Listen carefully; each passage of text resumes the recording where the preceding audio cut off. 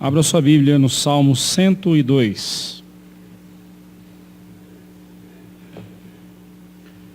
Salmo 102.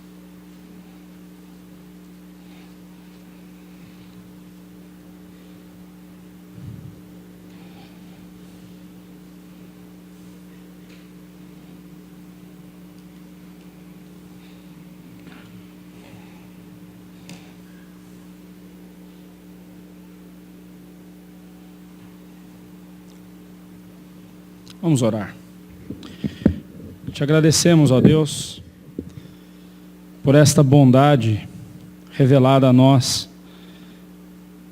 pela pessoa bendita de Teu Filho Jesus Cristo. Que ao ouvirmos, ó Deus, a Tua palavra agora, sejamos transformados, impactados, transformados pelo poder da mesma e pela ação do Espírito Santo em nosso coração. Faça-nos, ó Deus, hoje sairmos daqui com um peso de glória maior em nosso coração, focados na glória do Senhor. Clamamos isso em nome de Jesus. Amém. Eu não lerei o Salmo agora, eu lerei conforme o desenrolar da mensagem. Quem compôs este salmo, a ocasião em que ele foi composto, nós não sabemos. Não temos nenhuma informação além do que está no título dele. Há alguns que entendem que este salmo tem como pano de fundo a ocasião quando o povo de Israel, quando os judeus foram repatriados para Jerusalém depois de 70 anos na Babilônia como escravos. Parece que este faz sentido, né? Esta ideia faz sentido. Se nós observarmos os versículos 13 a 16 e depois o versículo 21, aparentemente aqui está falando da reconstrução de Jerusalém, que aí é chamada de Sião. Então, possivelmente, o pano de fundo aqui seja, sim, o cativeiro babilônico, que aconteceu do ano 608 até por volta de 540, 538 mais ou menos, né? Antes de Cristo. Então nós temos ali esse período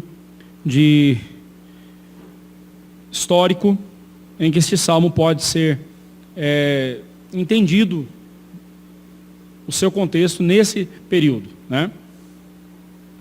No título, a única informação que temos é a que está no título. A oração do aflito que, desfalecido, derrama o seu queixume perante o Senhor. O verbo derramar, aí no título, ele é muito importante para entendermos o Salmo.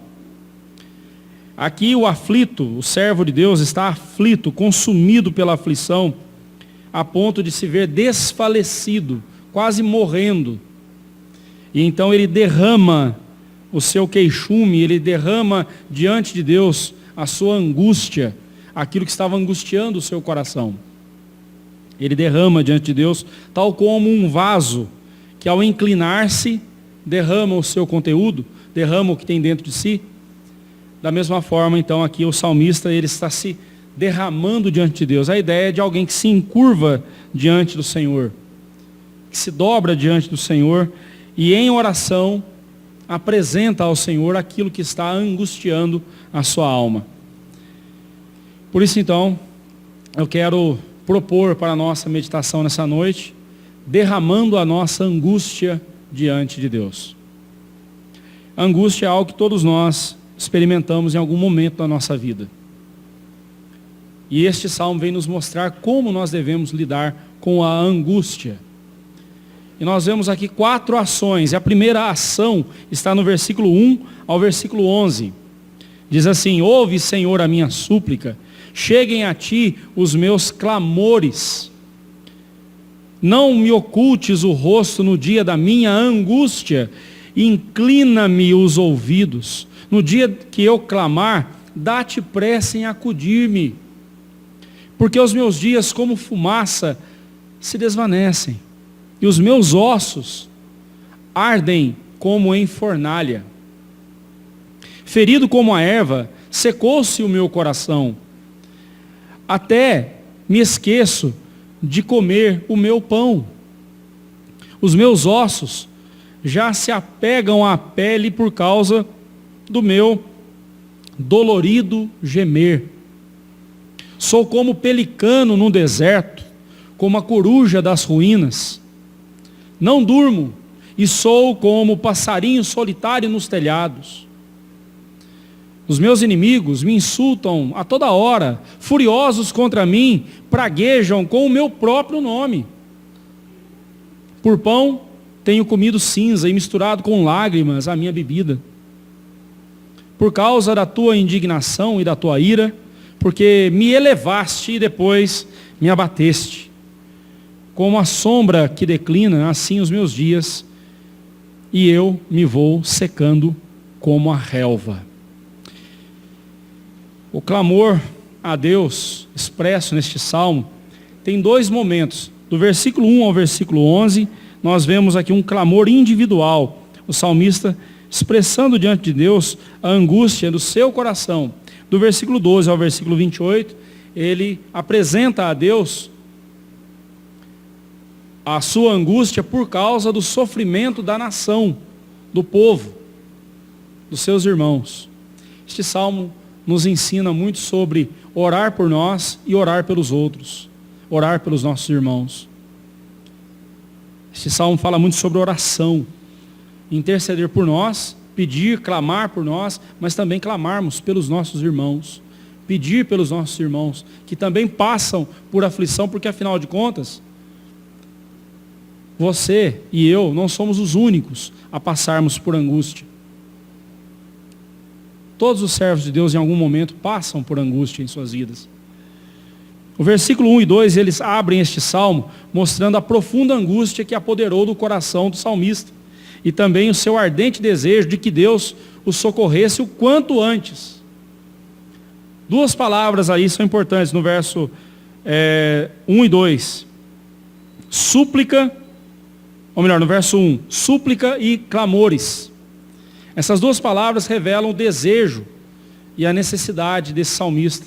Ele desejava que Deus viesse ao seu encontro e o socorresse. Ele necessitava disso. No versículo 2, ele deve ser entendido à luz de vários textos, como por exemplo, o texto de Números 6, 24 a 26, onde nós encontramos a bênção arônica, a bênção que Deus mandou a Arão impetrar sobre o povo. E ali fala do rosto de Deus resplandecendo sobre o povo. O rosto de Deus resplandecendo, brilhando sobre o povo. E toda vez que a Escritura usa essa figura do rosto de Deus resplandecendo sobre o povo, quer dizer, Deus aprovando, Deus tendo prazer na ação ou nas ações dos seus filhos. Por isso o Salmo, o versículo 2, ele tem que ser entendido nessa perspectiva. Não me ocultes o teu rosto no dia da minha angústia. Aqui ele está pedindo, Senhor, não retire de mim o brilho do teu rosto, porque a luz do teu rosto é que ilumina os meus passos. O salmista temia que Deus, de alguma forma, se apartasse dele. Irmãos, se há um temor que deve haver em nosso coração é este. Nós não deveríamos temer ninguém, não deveríamos temer ameaça alguma, mas nós deveríamos temer pecar contra Deus e ter a nossa comunhão interrompida com Deus, porque se a nossa comunhão estiver interrompida com Deus por causa do nosso pecado, nós cairemos em profunda angústia. Do versículo 3 ao verso 11, o salmista descreve essa angústia que ele sentia em seu coração, usando algumas figuras de linguagem. Por exemplo, no verso 3 ele fala de um fogo consumidor. Ele diz que os seus ossos ardiam como em fornalha. Ele se sentia como se fosse um graveto se queimando no fogo, do qual só sobrava a fumaça. Nem a cinza, nem a brasa, mas a fumaça apenas. No versículo 4 ele fala de uma planta seca. Versículo 4 e verso 5. Ele usa a figura de uma planta seca. Ferido como a erva, secou-se-me o coração. como uma planta que se murcha e seca. A angústia faz isso com a nossa alma, ela seca-nos por dentro. Ela tira o nosso vigor, ela nos abate o vigor, tal como uma planta cujas raízes não conseguem encontrar nutrientes no solo, e aí ela então começa a morrer, por inanição, começa a ficar fraca, seca, e morre definitivamente, e desaparece. O salmista se via dessa forma, sem vigor algum, e de tão fraco que ele estava, que a sua pele se apegava aos seus ossos, ele estava parecendo um saco de osso, saco de ossos, pele e osso apenas, magreza. Pessoas que estão passando por um longo período de angústia, você vê no físico dela, você vê esses efeitos. A pessoa vai definhando. Vai definhando. A angústia é algo terrível. O salmista continua, no versos 6 e 7, ele usa a figura de aves solitárias, mas não só aves solitárias, eram aves impuras. O pelicano e a coruja eram aves impuras, que não serviam para alimento, não podiam ser comidas. Você pode ver isso lá em Levítico 11, 16 e 18. Eram aves impuras. E por serem impuras, esse tipo de ave era repelido. Eles repeliam essas aves. Não as tinham por perto. Qualquer coisa que fosse impura era repelida. Eles não mantinham por perto. Então aqui o salmista se sentia como essa ave repelida, expulsa, solitária, como um pássaro em cima de um telhado, sozinho.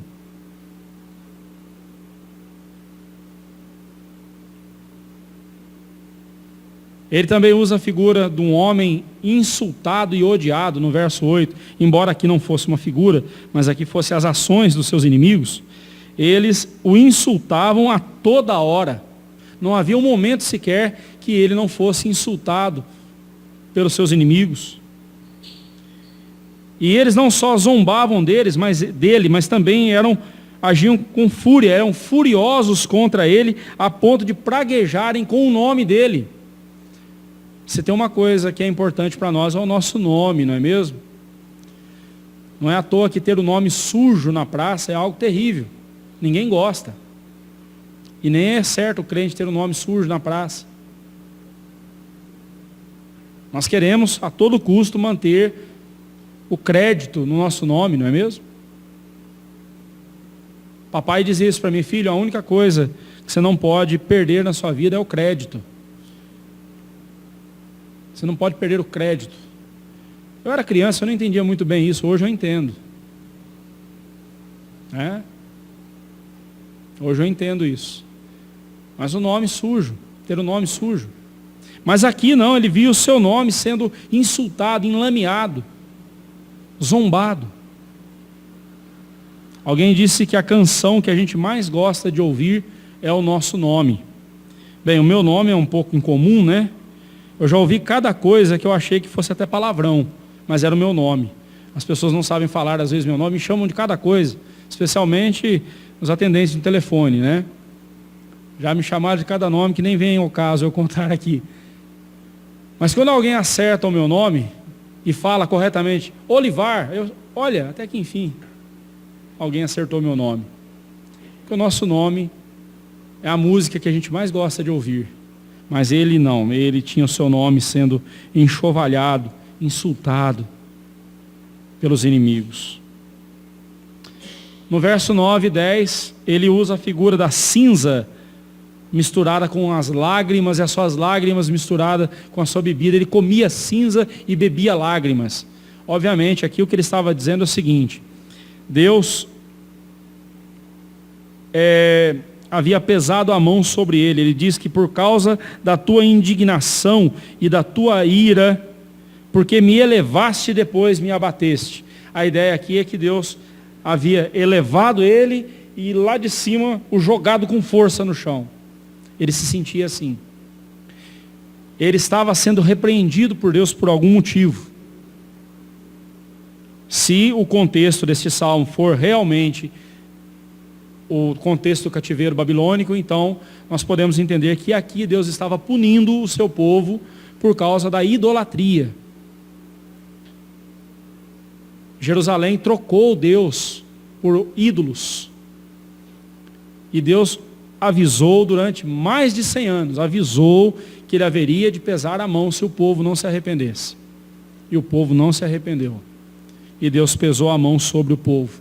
E permitiu que ele fosse levado para a Babilônia como escravo, cativo para a Babilônia. Então, possivelmente, é essa situação que o salmista está descrevendo. Deus nos elevou e lá de cima ele nos soltou com força, nos jogou com força no chão. E agora ali prostrado no chão, com a boca no pó, ele lambia o pó, o seu alimento era o pó da terra, a cinza. E enquanto ele lambia o pó da terra, ele chorava. E era isso que ele bebia. Obviamente aqui é uma figura de linguagem para descrever que ele estava sofrendo muito angústia. E por fim, no verso 11, ele usa uma outra figura, a sombra que declina e a relva que seca. Ele já usou a figura da relva, né, antes ali da erva, lá no versículo 3, ou melhor, no versículo 4. E agora ele usa essa figura da sombra declinante, a sombra que vai esmaecendo no final do dia. Quando o sol está sobre a nossa cabeça, nós vemos a nossa sombra com perfeição, bem nítida. Mas conforme vai entardecendo, a nossa sombra vai esmaecendo, vai desaparecendo. O salmista via a sua vida desse jeito. A minha vida está desaparecendo. Estou indo embora. Estou sendo consumido pela angústia. Deus nos permite mergulhar na angústia para que aprendamos a depender somente dEle. E se na angústia que nós estivermos passando, nós não aprendermos a depender somente de Deus, nós estamos desperdiçando uma grande oportunidade que Deus nos dá de conhecermos mais a Ele. O coração deve mover a nossa língua enquanto oramos. E as palavras dos nossos lábios devem revelar o que está lá dentro de nós, para que assim confrontemo-nos com a palavra de Deus. O salmista estava angustiado, e ele abre a sua boca e fala da sua angústia. E ouvindo o que ele estava dizendo, ele se confrontava com a palavra de Deus.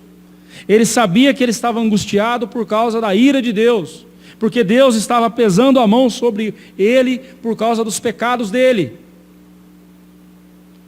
Mas nós precisamos aprender a falar sinceramente, a dizer o que está em nosso coração, até mesmo porque de Deus nós não escondemos nada. Deus conhece o nosso coração. Nossa súplica e clamor devem nos conduzir à humildade diante de Deus. Observe que o salmista, mesmo reconhecendo a ira de Deus na sua vida, em momento algum ele é arrogante. O tempo todo ele suplica, ele clama a Deus, ele se humilha, ele é humilde na presença do Senhor. Reconhecer a nossa miséria espiritual e nos humilharmos diante de Deus, clamando por seu socorro, é o começo da nossa vitória contra a angústia. É o começo da nossa vitória sobre a angústia.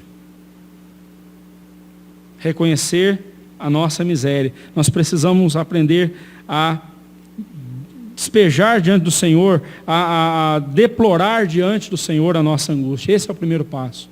Deplorar a nossa angústia.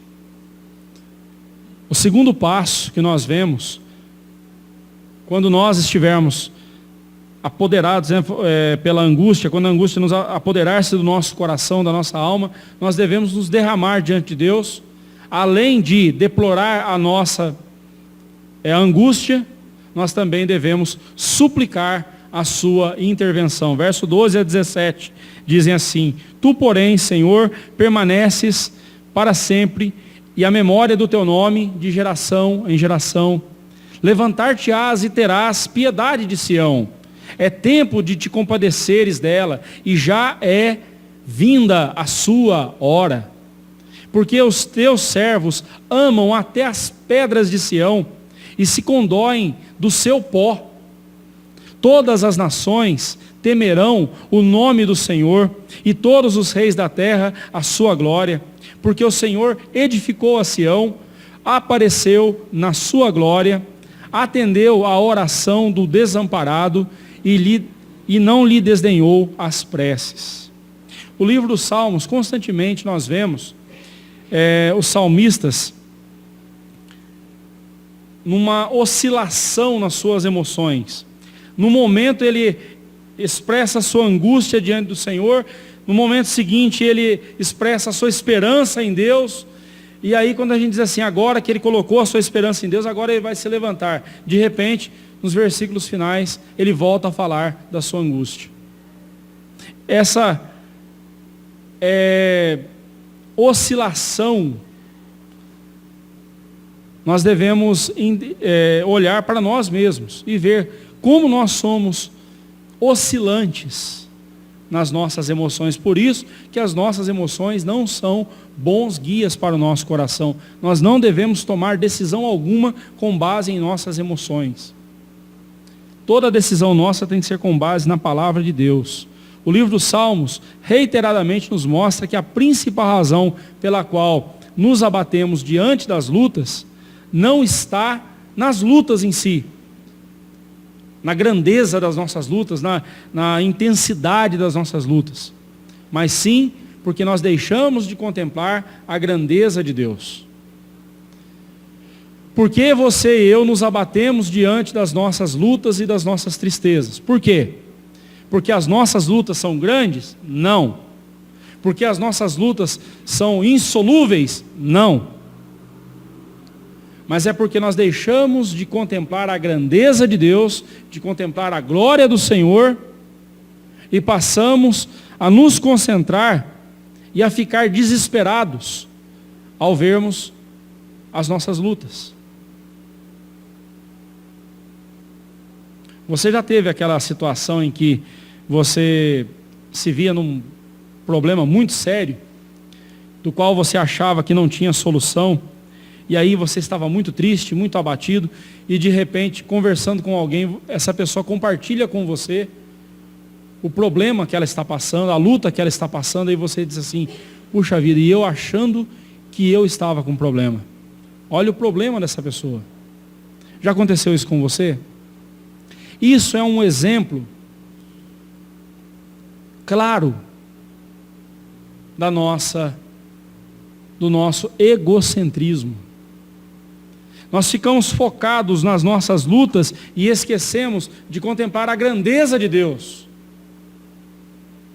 E por não contemplarmos a grandeza de Deus, nós nos deixamos nos abater, nos angustiar com os problemas dessa vida.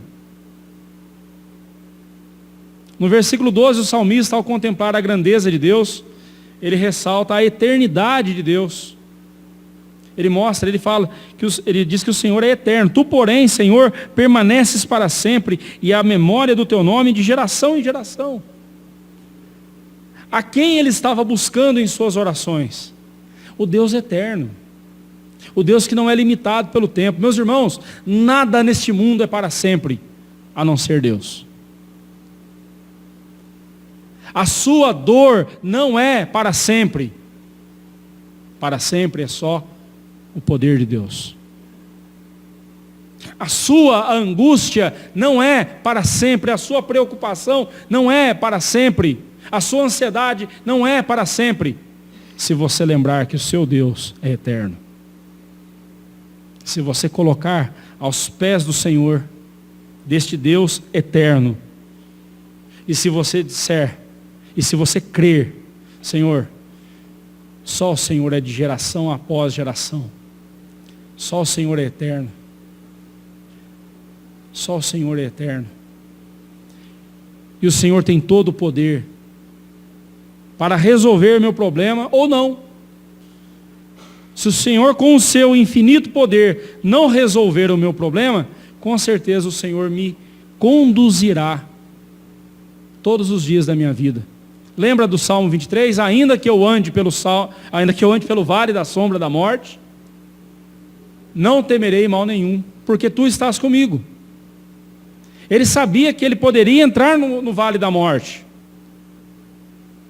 Mas ainda que ele estivesse lá, ele não temeria porque Deus estava com ele. Este Deus que é eterno, a quem a morte jamais causará danos.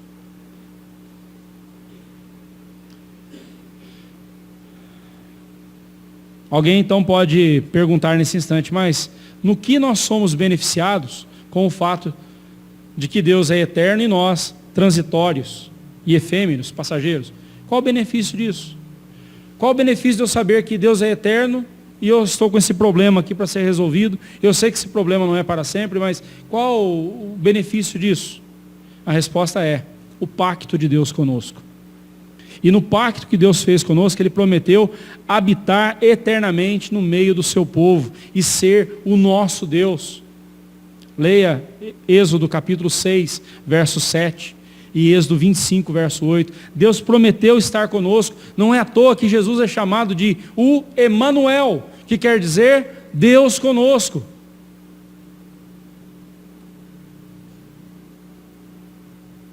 E nós temos conosco o Deus eterno, que está nos conduzindo para a eternidade. Enquanto estivermos nessa vida, Ele estará conosco e ao nosso redor. E o dia que a nossa vida aqui acabar, nós estaremos com Ele.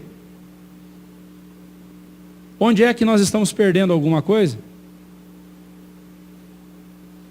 Onde é que nós estamos perdendo algo a ponto de ficarmos angustiados? Outro resultado da presença de Deus em nossas vidas está no verso 13. A saber, a sua compaixão. Deus tem compaixão do seu povo. Levantar-te-ás e terás piedade de Sião. É tempo de compadeceres dela, e já é vinda a sua hora. Veja bem, aqui o salmista não está colocando Deus contra a parede, como alguns hereges ensinam por aí.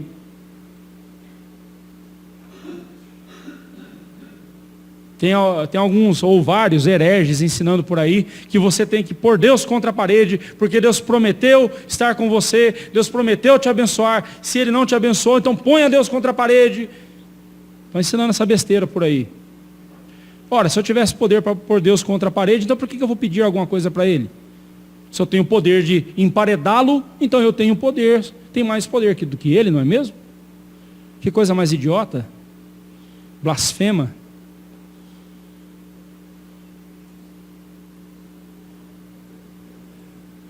O que o salmista está dizendo aqui é tempo de compadeceres dela. O salmista estava aqui ressaltando a fidelidade de Deus. Como? O profeta Jeremias, você pode conferir lá em Jeremias capítulo 29, verso 10, havia profetizado que Jerusalém passaria 70 anos na Babilônia como escravos.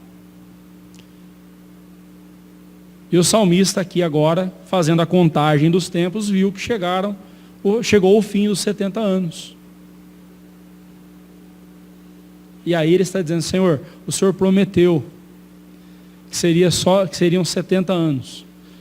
E o tempo já acabou. Agora é tempo do Senhor ter compaixão de nós. Tenha compaixão de nós. O salmista está aqui apoiando-se na palavra de Deus, na promessa de Deus. Ele não está exigindo nada do Senhor. Pelo contrário, ele também não está lembrando Deus como se Deus tivesse se esquecido. Não. Ele está apenas dizendo: Senhor, eu sei que o Senhor vai agir. O tempo do Senhor agir e ter misericórdia de nós chegou. Agora, como que ele sabia disso? Porque ele conhecia a palavra de Deus. A angústia se apodera do coração de muitos crentes, porque eles não estão se empenhando em conhecer a palavra de Deus, em viver uma vida com base na palavra do Senhor. Estão baseando-se em várias coisas, menos na palavra de Deus. a angústia vai tomar conta mesmo.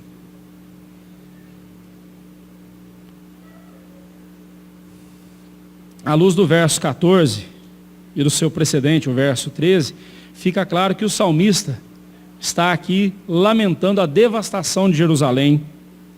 Ele diz assim, né? Porque os teus servos amam até as pedras de Sião e se condoem do seu pó. Eles estavam lembrando aqui quando Nabucodonosor entrou em Jerusalém e devastou Jerusalém, destruiu tudo. E aqui o salmista está dizendo, Senhor, nós, teus servos, amamos tanto Jerusalém, que não sai da nossa mente a destruição da cidade. Nós queremos voltar para lá, Senhor. Chegou a hora do Senhor nos levar de volta. Leva-nos de volta, Senhor. Tira-nos dessa angústia. Tira-nos desse cativeiro. Leva-nos de volta para Jerusalém.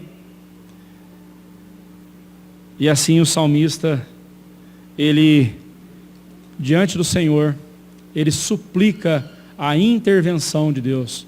Senhor, intervenha em nossa vida, nós precisamos da Tua intervenção. Intervenha na nossa situação, livra-nos dessa situação. Deus haveria de restaurar o seu povo à sua terra, e isto haveria de servir de testemunho a todas as nações, como diz o verso 15. Todas as nações temerão o nome do Senhor, e todos os reis da terra a sua glória. Porque o Senhor edificou a Sião, e apareceu na sua glória, atendeu a oração do desamparado, e não lhe desdenhou as preces. A certeza que o salmista tinha de que Deus haveria de agir ali, naquele momento, tirando eles da angústia, e tirando a angústia do peito deles, e tirando eles daquela situação angustiosa, a certeza era tão grande que Deus faria isso, que observe nos versos 16 e 17, os verbos estão no passado. Porque o Senhor edificou a Sião, apareceu na sua glória, atendeu a oração do desamparado e não lhe desdenhou as preces.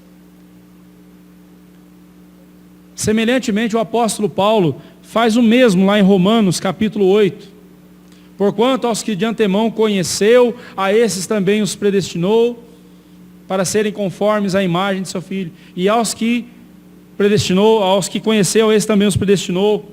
Agora eu esqueci a ordem aqui, deixa eu voltar lá. A minha mente anda me traindo ultimamente. Romanos 8, verso 30. E aos que predestinou, a esses também chamou. E aos que chamou, a esses também justificou. E aos que justificou, a esses também glorificou. A glorificação vai acontecer ainda, não aconteceu ainda, vai acontecer no dia da volta, obrigado irmão, no dia da volta do Senhor Jesus. Ela vai acontecer no dia da volta do Senhor Jesus. Mas é tão certo que ela vai acontecer, que o verbo está conjugado no passado, como se já tivesse acontecido. Por isso que a Bíblia nos manda a suplicar com ações de graças. Ou seja, enquanto nós estamos suplicando a Deus a sua intervenção, nós já devemos também dar graças a Deus pela sua intervenção, pela sua atividade em nossa vida, nos socorrendo. Porque Ele fará isso. Ele fará isso. Mas observe que toda a ação do salmista está baseada na palavra de Deus. Não está baseada em si mesmo, ou em palavras de autoajuda, nada disso. Ele está focado na palavra de Deus, ele confia na palavra de Deus, no que Deus havia prometido.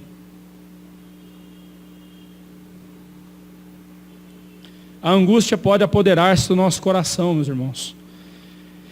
Estamos sujeitos a isso a qualquer momento, mas devemos ver nessa ocasião de angústia uma oportunidade singular de glorificarmos a Deus, reconhecendo que Ele está assentado no seu santo trono, mas também está no nosso meio, andando no nosso meio, conduzindo-nos em cada momento.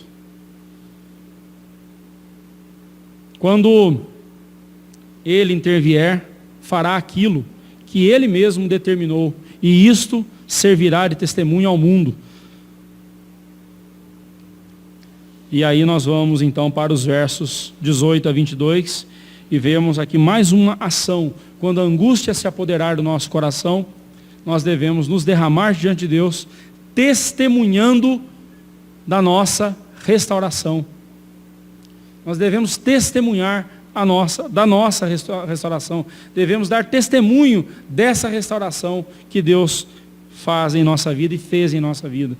Versos 18 a 22 dizem: ficará isso registrado para a geração futura, e um povo a quem há de ser criado, louvará ao Senhor, que o Senhor do alto do seu santuário desce os céus, desde os céus, baixou vistas à terra, para ouvir o gemido dos cativos e libertar os condenados à morte, a fim de que seja anunciado em Sião o nome do Senhor e o seu louvor em Jerusalém, quando se reunirem os povos e os reinos para servirem ao Senhor. Estes versículos, eles estão intimamente ligados com os anteriores, o 12 a 17. Aqui nós vemos que o que Deus haveria de realizar em favor do seu povo, ficaria registrado para a geração futura. E a prova disso está aqui. Você está segurando ela nas suas mãos, a Bíblia. Esta semana nós comemoramos, no dia 31, 502 anos da Reforma Protestante. Uma das coisas que a Reforma Protestante resgatou, a principal delas, foi somente as Escrituras como regra de fé e prática. Deus usou os servos dele no passado para registrar os seus poderosos feitos e os seus atos salvíficos, para que hoje nós pudéssemos conhecer ao Senhor. As nações aqui se referem às nações gentílicas, os gentios, que não são os judeus. Deus havia estabelecido o seu pacto com Israel. Israel foi o primogênito do Senhor, foi o primeiro povo com quem Deus fez um pacto. E de Israel, o pacto do Senhor foi estendido a todas as nações. Esse texto está falando de nós. As nações aqui somos nós. Poderosos e reis haverão de se prostrar diante do Senhor Jesus, haverão de louvá-lo. Os poderosos feitos do Senhor, como estão marcados aqui, registrados a partir do verso 19 ao 20, esses poderosos feitos do Senhor Deus a favor do seu povo, são descritos como ele descendo lá do seu santuário, do seu alto santuário nos céus. Ele desce em favor, ele desce dos céus, desde os céus, aqui embaixo, para cuidar de nós. Deus não está longe, ele se mantém no seu alto e sublime lugar, mas também ele anda com contrito e abatido de espírito, conforme Isaías 57:15. Ele anda com contrito e abatido de espírito para vivificar o coração dos abatidos. Mas ele não está distante de nós. Pelo contrário, ele se faz presente na vida e na história do seu povo, como nós vimos agora há pouco. E ele está presente para ouvir o gemido dos cativos e libertar os condenados à morte.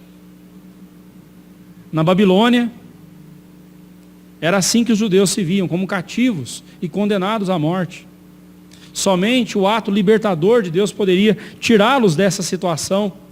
E uma vez que Deus fizesse isso, seria a fim de que ele seja anunciado em Sião, o nome do Senhor, e o seu louvor em Jerusalém, quando se reunirem os povos e os reinos para servirem ao Senhor. Estes dois versículos apontam para 3 momentos da história do povo de Deus. O primeiro momento foi quando a restauração dos judeus à terra de Jerusalém, quando eles saíram da Babilônia e voltaram para Jerusalém, lá no 5º século antes de Cristo.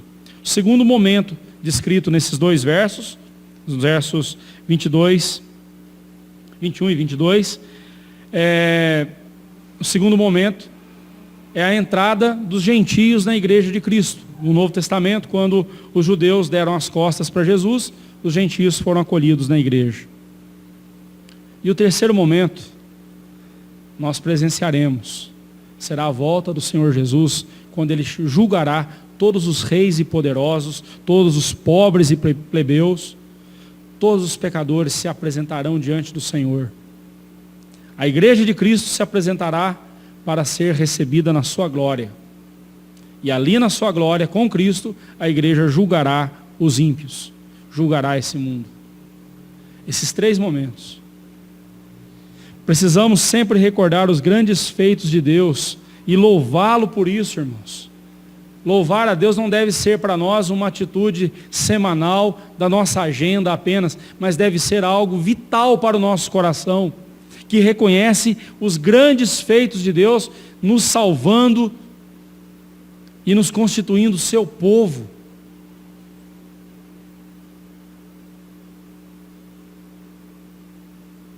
Por esta razão, nós precisamos recorrer às Escrituras constantemente, porque conforme Romanos 15:4, tudo o que aqui está escrito, foi escrito para que nós tivéssemos consolação e esperança por meio da palavra de Deus. A angústia se apodera do coração do crente, quando o crente não se apossa das promessas da palavra de Deus, quando o crente não se coloca diante do Senhor e crê na sua palavra. Aliás, se ele não crê, ele não está sendo crente, né? Porque crente é aquele que crê. Mas é possível, mesmo sendo crentes, salvos em Cristo Jesus, por um vacilo nosso, permitirmos que a angústia tome conta do nosso coração. E isso acontece quando nós não damos ouvidos à palavra de Deus. No passado, Deus reuniu o seu povo Israel em Jerusalém, e depois de um tempo que Israel esteve lá no cativeiro, um dia o Senhor Jesus voltará para nos buscar e nos redimirá desse mundo de escravidão e nos levará para Jerusalém celestial. Tal como Ele restaurou Jerusalém, Ele haverá de restaurar a sua criação no dia da volta, da sua segunda vinda. E aí nós chegamos no quarto e último ponto dessa mensagem. Quando a angústia se apoderar do nosso coração, nós devemos nos derramar diante de Deus, renovando a nossa esperança. Verso 23 a 28 dizem assim: Ele me abateu a força no caminho e me abreviou os dias. Dizia eu: Deus meu, não me leves na metade da minha vida, tu cujos anos se estendem por todas as gerações. Em tempos remotos lançaste os fundamentos da terra, e os céus são obras das tuas mãos. Eles perecerão, mas tu permaneces. Todos eles envelhecerão como uma veste, como roupa os mudarás, e serão mudados. Tu, porém, és sempre o mesmo, e os teus anos jamais terão fim. Os filhos dos teus servos habitarão seguros, e diante de ti se estabelecerá a sua descendência. Como há pouco eu falei, num primeiro momento, a impressão que nós temos é que o salmista está oscilando aqui na sua confiança em Deus. Ele começa esse salmo falando da sua angústia, depois ele fala do grande poder de Deus, libertando o seu povo, e agora, na parte final, ele volta a se queixar. Ele volta a dizer que Deus o abateu, no verso 23. Ele me abateu na minha força, ele me abateu a força no caminho e me abreviou os dias.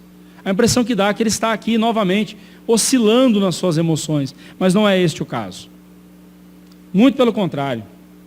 Eu concordo com João Calvino, que entende esses versos finais, 23 a 28, da seguinte forma: os judeus no Antigo Testamento viviam na expectativa da vinda do Senhor Jesus, da vinda do Messias.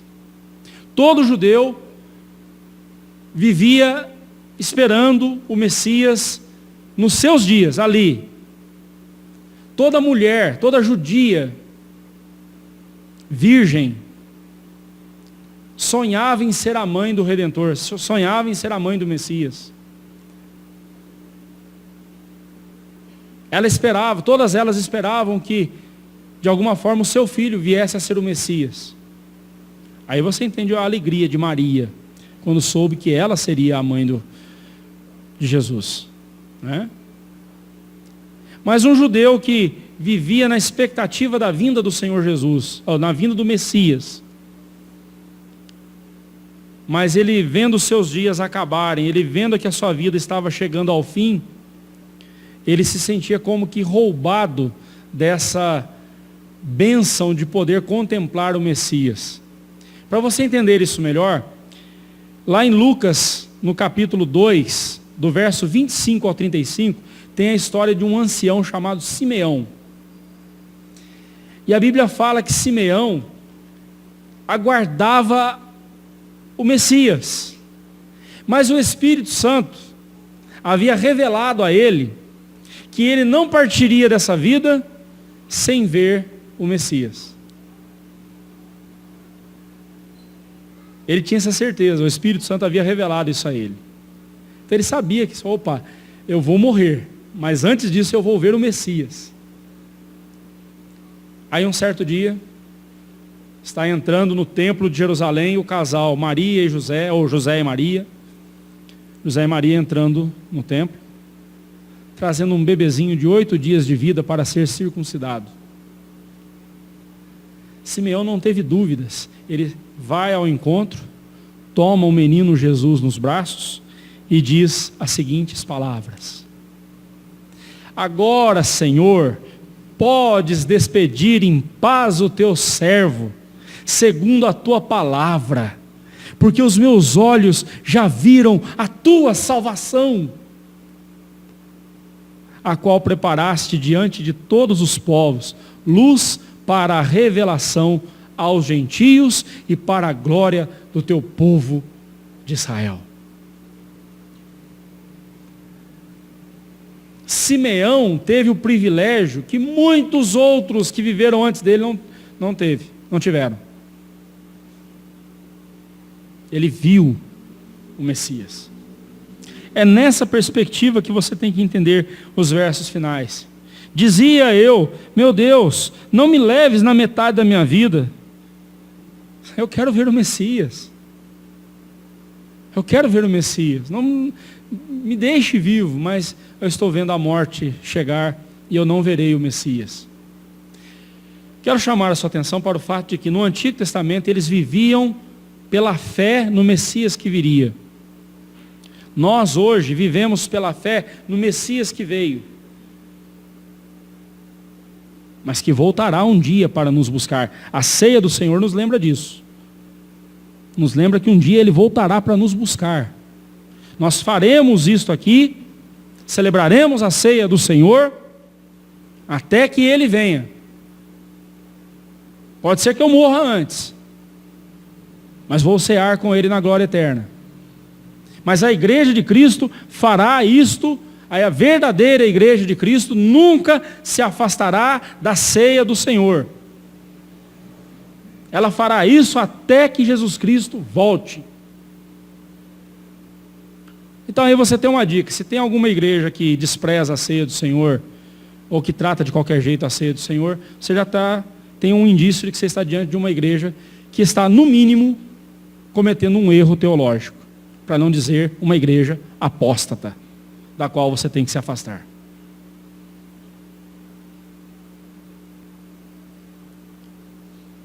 Do versículo 25 a 28, eles devem ser compreendidos como uma referência à restauração da criação que acontecerá no dia da volta do Senhor Jesus.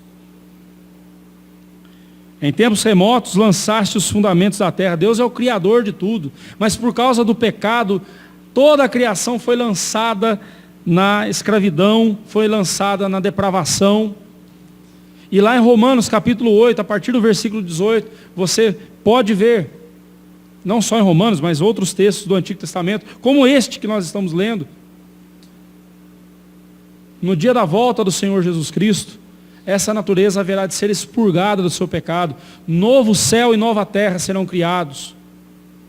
A natureza será recriada de forma santa. O pecado já não fará mais parte. Nós habitaremos o novo céu e a nova terra, onde o pecado não faz mais presença, não está mais presente. E é nessa perspectiva que devemos entender os versículos finais, a partir do verso 26. Tu, porém, verso 27, tu, porém, és sempre o mesmo e os teus anos jamais terão fim. Os filhos dos teus servos habitarão seguros. Diante de ti se estabelecerá a sua descendência.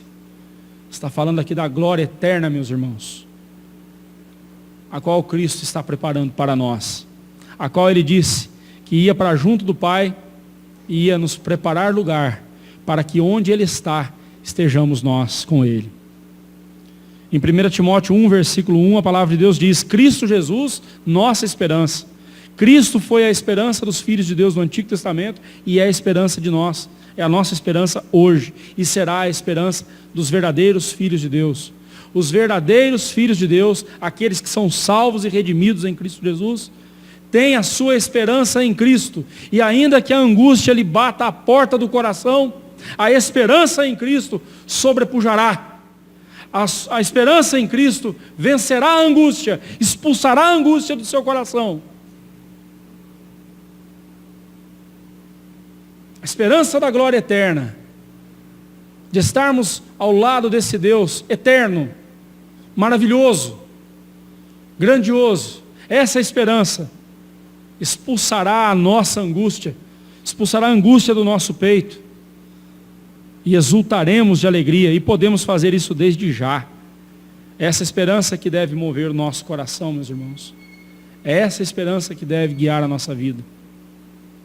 Tem esperança de ver um Brasil melhor, tem esperança de que o atual governo consiga fazer coisas boas para o Brasil, como já tem feito, tem esperança, ora a Deus por isso, mas a minha alegria não está nisso, a minha alegria está no fato de que um dia Jesus voltará, e eu estarei com Ele na glória eterna. É isso, só isso que importa, é só isso que deve importar ao meu coração e ao seu coração, que aprendamos a derramar diante de Deus a nossa angústia, pois ninguém mais, além dele, sabe como cuidar efetivamente do nosso coração. Quando a angústia bater à porta do seu coração, corra para os braços de Jesus, deplore a sua aflição, suplique a sua intervenção, testemunhe ao mundo a restauração que Ele fez e faz na sua vida, e na vida daqueles que clamam por Ele. E nunca perca de vista que Cristo Jesus é a nossa única esperança. Nenhuma outra nos é necessária e nenhuma outra tem o poder de expulsar a angústia da nossa alma. Só Jesus tem esse poder. Ande pela palavra de Deus, guie o seu coração pela palavra de Deus. Que Deus assim nos abençoe. Amém.